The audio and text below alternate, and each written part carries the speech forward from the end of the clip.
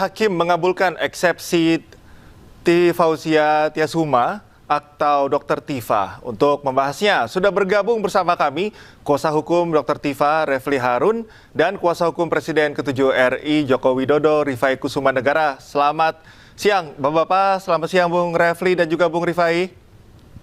Selamat siang semuanya, Bang Refli, pemirsa. Ya. Bertemu lagi kita kali ini di Breaking News, Bapak-Bapak. Kita ke Bang Rifai terlebih dahulu.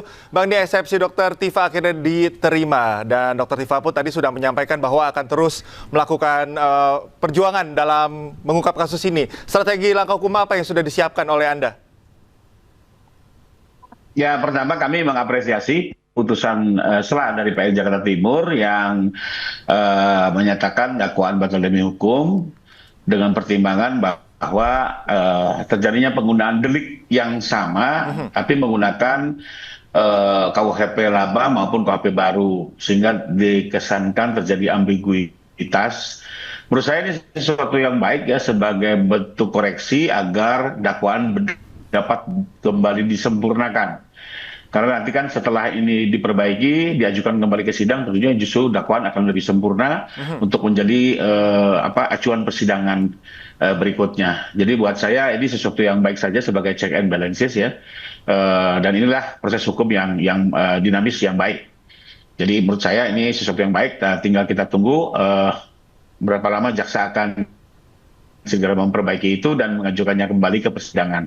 Demikian. Oke, Bang Refli, ini sebagai suatu sinyalemen yang baik dikatakan seperti itu ya untuk memperbaiki dakwaan, tapi juga tadi disinggung ada sedikit ambiguitas. Tanggapan Anda seperti apa, Bung Refli? Ya, pertama saya klarifikasi ya, kalau untuk persidangan saya bersidang di Mas Roy ya. Ya, tapi kalau non sidang saya masih memiliki kuasa hukum dari Dr. Tifa atas nama Troya ya. Jadi Tifa Royce Advocates. Tapi untuk sidang saya ke Mas Roy. Jadi itu klarifikasi. Oke. Nah, yang kedua adalah begini, kalau saya kan baru saja mendengarkan lagi, sesungguhnya satu-satunya upaya yang bisa diberikan kepada jaksa penuntut umum itu hanya perlawanan berdasarkan pasal 206. Karena kalau itu perbaikan satu kali itu tidak dipertimbangkan, karena pasal 75 yang disebut itu hanya ayat 2 dan ayat 3. Tidak ayat yang dikatakan rekan Rifai tadi, yaitu ayat 4-nya. Jadi ini saya sure ya soal ini. Jadi yang diberikan upayanya itu hanya perlawanan. Jadi perlawanan itu ke pengadilan tinggi dan nanti kita lihat apakah pengadilan tinggi kemudian menerima mengabulkan perlawanan dari pihak jaksa penuntut umum atau tidak. Itu satu. Yang kedua, kalau kita perhatikan secara cermat ya, ini tidak hanya karena ketidakkonsistenan berlakunya dua rezim KUHP, yaitu antara pasal 433 dan 310. 433 KUHP yang lama, yang baru, dan 310 KUHP yang lama.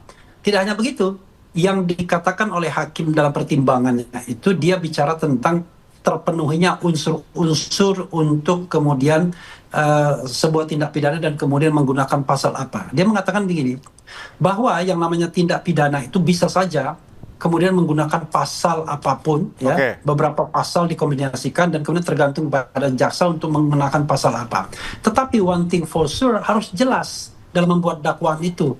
Jelas tempus delictinya, jelas locus delictinya, jelas unsur-unsurnya. Nah sebenarnya hakim ini merujuk pada pasal 32 ayat 1 dan pasal 35, walaupun dia tidak sebutkan. Karena kalau kita bicara keterpenuhan unsur, itulah yang paling bermasalah.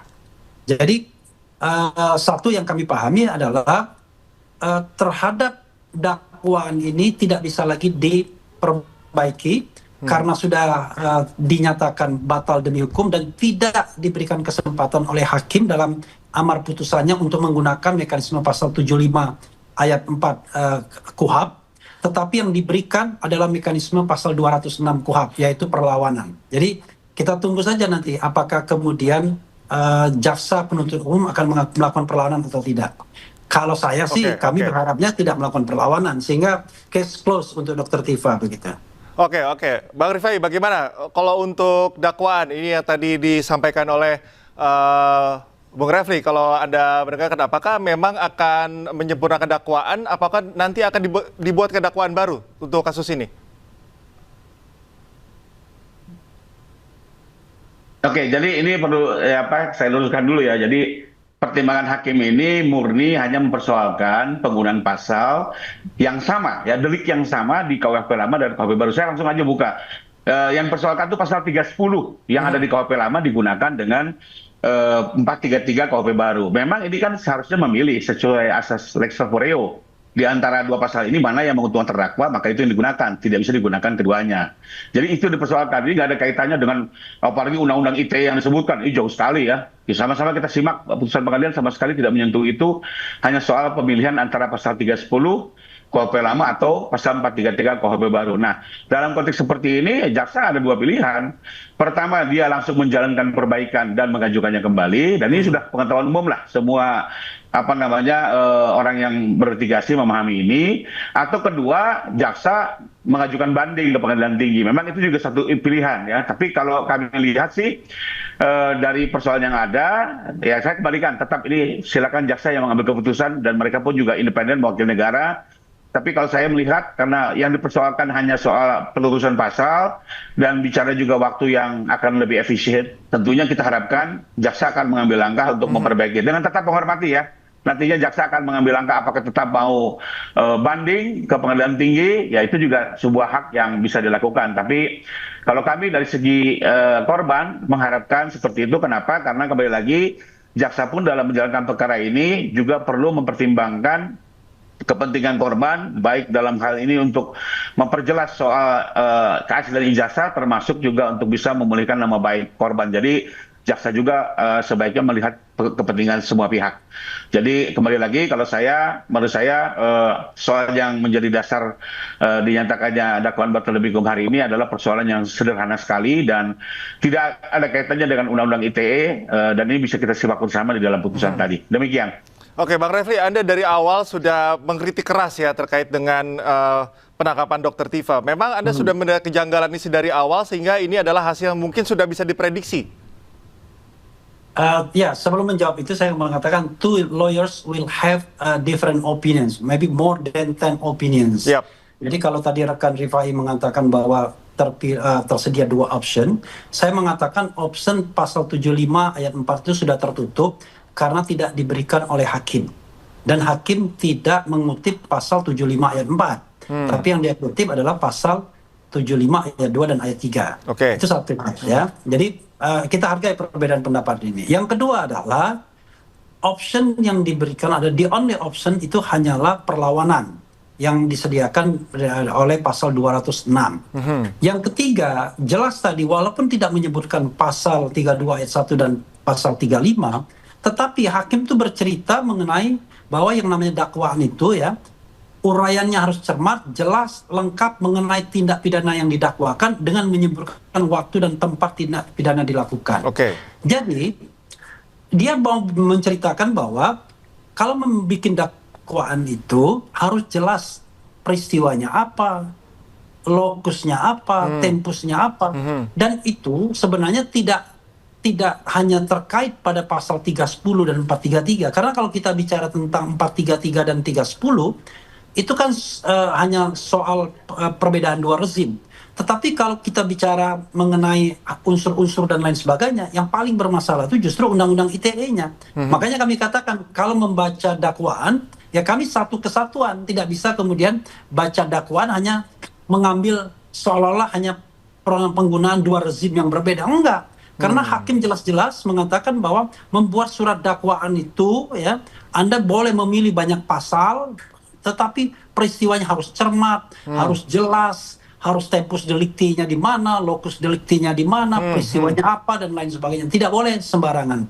Karena itu kami menganggap bahwa dakwaan ini sudah tidak bisa dilanjutkan lagi sebagaimana dikatakan oleh hakim, dan terhadap putusan hakim itu hanya tersedia satu mekanisme, yaitu perlawanan.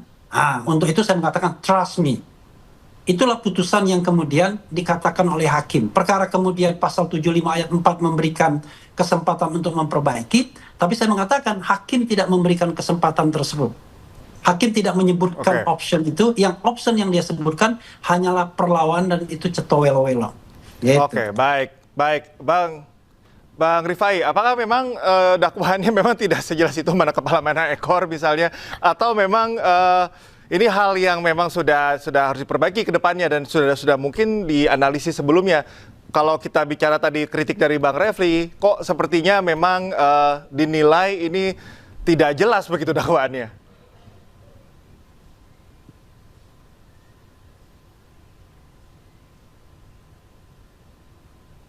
Halo, ke saya pertanyaannya. Halo? Halo, Bang Rifai, bisa mendengar suara saya? Ke saya? Oke, sorry. Oke, tadi kritik dari Bang Refli adalah dakwaan yang memang terlalu abstrak. Kalau saya boleh generalisir seperti itu. Deliktinya, lokus deliktinya, dan juga tanggalnya, dan juga berbagai detail-detail dalam dakwaan ini tidak jelas. Sehingga memang wajar saja jika ditolak. Apakah memang hal itu sudah diketahui oleh kuasa hukum sebelumnya?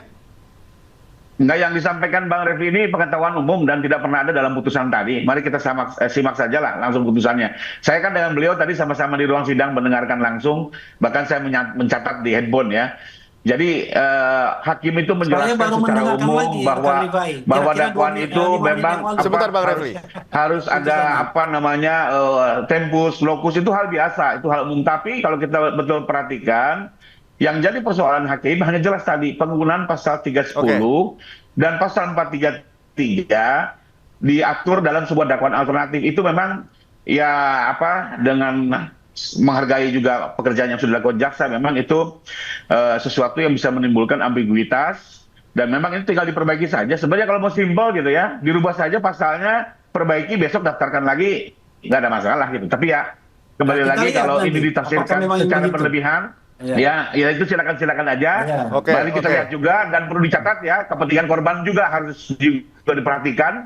Ya, tidak bisa juga ini perkara diselesaikan hanya dengan sebuah pertimbangan jaksa. Jaksa juga harus juga mendengar kepentingan korban, karena bagaimanapun juga hari ini jaksa selain mewakili negara juga merepresentasi kepentingan korban yang ingin juga, termasuk juga masyarakat pada umumnya ya, menginginkan soal ijazah ini juga terang benderang, clear. Ya, apakah asli atau sebaliknya, termasuk juga bagaimana dengan nama baik Pak Jokowi yang sudah begitu terkoyak akibat peristiwa tuduhan ijazah palsu ini. Oke, Bang Refli, yang ada titik beratkan tadi ternyata dinilai masalah biasa saja, itu normal saja, sehingga tidak berpengaruh terhadap dakwaan awalnya. Bagaimana, Bu Refli? Pertama ya, kita akan buktikan nanti apakah memang akan ada perbaikan dakwaan atau tidak. Kalau saya mengatakan tidak tersedia perbaikan dakwaan tersebut karena tidak diperintahkan oleh hakim. Yang diperintahkan oleh hakim sebagai sebuah option itu adalah perlawanan. Silakan melawan, tetapi dakwaan tidak bisa lagi berubah, tidak bisa lagi diperbaiki. Ya, itu satu. Yang kedua adalah kalau soal misalnya to show ya kan bahwa ini adalah ijazahnya asli dan lain sebagainya, saya kira terlalu banyak forum, ya kan?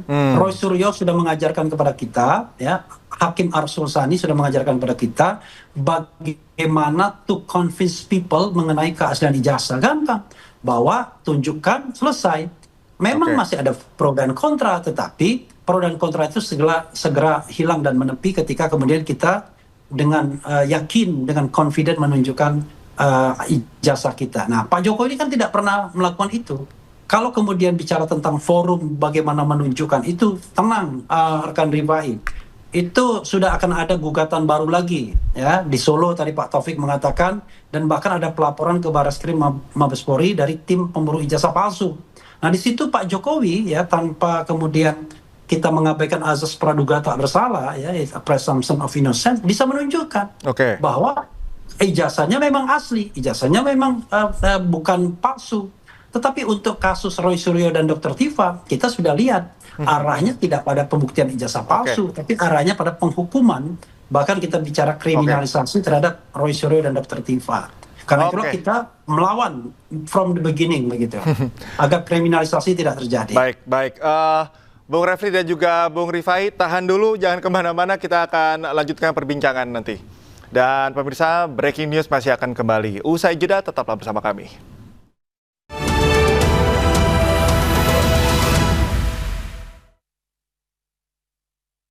Good Day Cappuccino aja. Foamnya creamy, tebal. Choco granulnya